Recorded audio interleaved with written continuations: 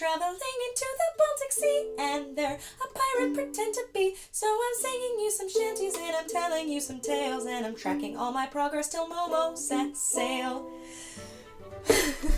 Hello YouTube! So in this video I'm going to tell you some of my favorite pirate movies for your next themed movie night or midnight binge watch. I'm literally doing the last of my packing for Skull and Crossbones. Look at my outfit for the flight. Pirates! And I thought, hey, I'm downloading these movies for the flight anyway, so I thought I'd help you guys out with your next...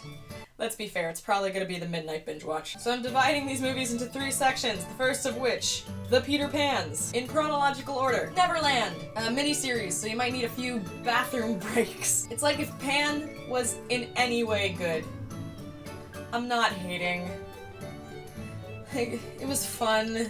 First of all, they present London as this like weird, whimsical, satirical version of actual London, so why the we gotta go to Neverland at all? There's no wow factor, there's no contrast. They're like, we gotta find out what the nuns are up to, keeping pirate gold underneath their floorboards, and that's normal, right? And they hide under a table, and it shows like a passage of time. And 2 boys are like, nothing's happening, let's just go to bed. They don't care! They don't care! There's no stakes! Let's just go to bed! Well, I'm just gonna go to bed! I don't wanna waste my life! I don't wanna waste an hour and a half of my life caring about a thing you don't give a shit about!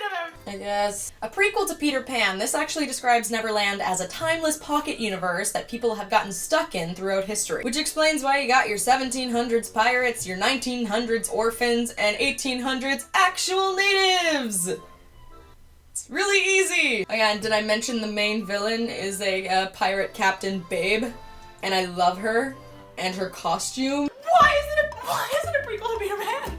What's the point? They're gonna introduce a whole band of brand new characters, including white-ass Tiger Lily and Captain Hook that is nothing like Captain Hook at all. And then at the very end of the movie, Captain Hook and Peter Pan are like friends, I guess, and also Tiger Lily and Captain Hook are like together, I guess. And that's how the movie ends. What's the point? I still have so many questions, and this movie answered none of them, even though the answers were written in 1962 by J.M. Barrie. Also, it's like, okay. Then we got Peter Pan. This movie was a huge part of my childhood, specifically the huge crush that I had on the guy that played Peter Pan. Not gonna lie, checked his IMDb page. He's super cute as an adult, and is apparently coming out in something soon that has to do with like angels and demons and the fight against good and evil. And I'm on that hype train because I'm a parody of myself. So this movie is a retelling of the original Peter Pan. It's just very, very lovely and colorful visually, and it stars one of my favorite Captain Hooks, played by Jason Isaac. And also, the natives are played by natives. Actually, according to the actress that played Tiger Lily and IMDb, in one scene where she's speaking to Captain Hook, she actually speaks Iroquois for Ise senenasquas, sunquet tehetko, tatakaras, saxtoha tanu, setko.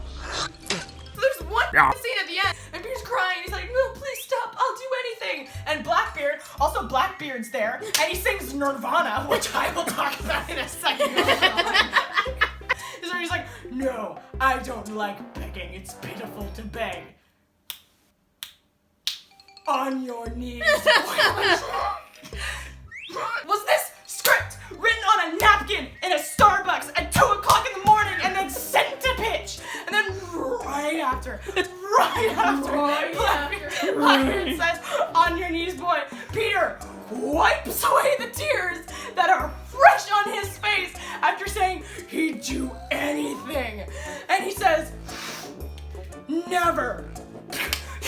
I guess begging, getting on your knees was not part of that everything list. You said everything. Give your characters a person. Make them care. Why are you here? Why are you in Neverland? You could have just stayed. You were living in Wonderland before this, apparently, with fucking nuns with weird vampire teeth keeping pirate gold under their bunk because they're like pirates. Use bungee cords to go steal orphans in the middle of the night. Why the f*** you need to go to Neverland? Also, I'm gonna get you some water. Blackbeard sings Nirvana. And I can't not put Hook on the list, the movie about Peter Pan returning to Neverland as an adult, because everybody loves Hook.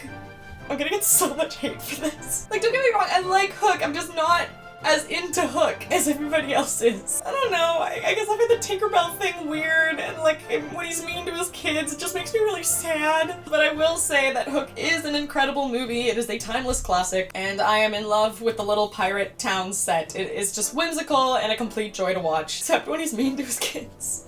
I hate that. I went to school for film, and I wrote a script for a film at one point, which I handed in to my professor. It was a pilot episode of a TV series, and in this, like, the first 5 pages of this script, and they, like, satirically, comedically, like, throw a baby out of a hospital window, and the baby lands and grows up to be a secret agent.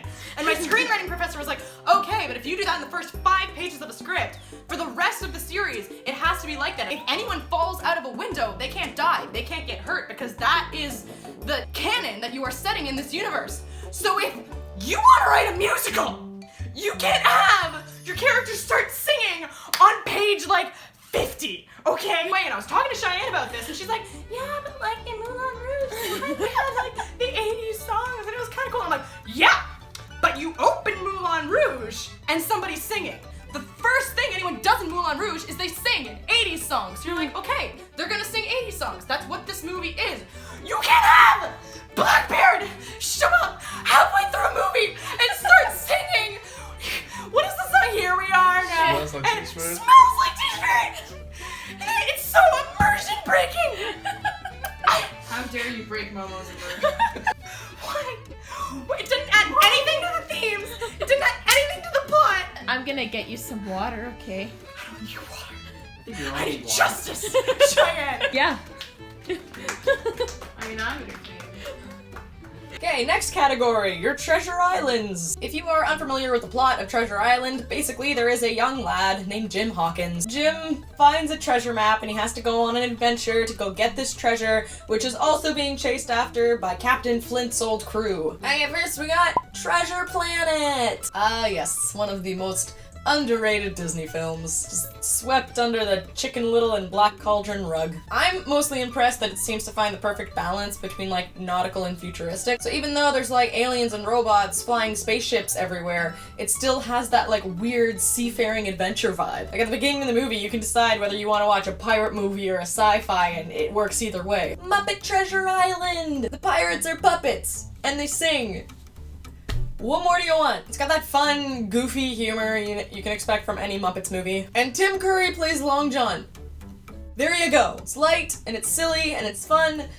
Unlike this next Treasure Island. It's another mini-series. Oh, look, Elijah Wood's in it. Look at that, it's Elijah Wood. Unlike most adaptations, and like even the book, this sucker is 3 hours long. So it takes time and care with its character development, but it never seems to drag. Like there's constantly new conflicts and new resolutions. The plot keeps moving forward. When I watch it, it doesn't feel like 3 hours. It feels like I want there to be more. It's really beautifully written and paints Flint's crew in a way we can like empathize with them and relate to them. They're not just one-dimensional swashbuckling antagonists. And they even wrote in a whole other plot with Jim's mom and Long John's wife on the shore. So it's not just a bunch of bros broing it up on the SS Bro. Ultimately, this one's gotta be my favorite out of this list. I love me some good humanized villains, and I've watched this over and over again, like 10 times.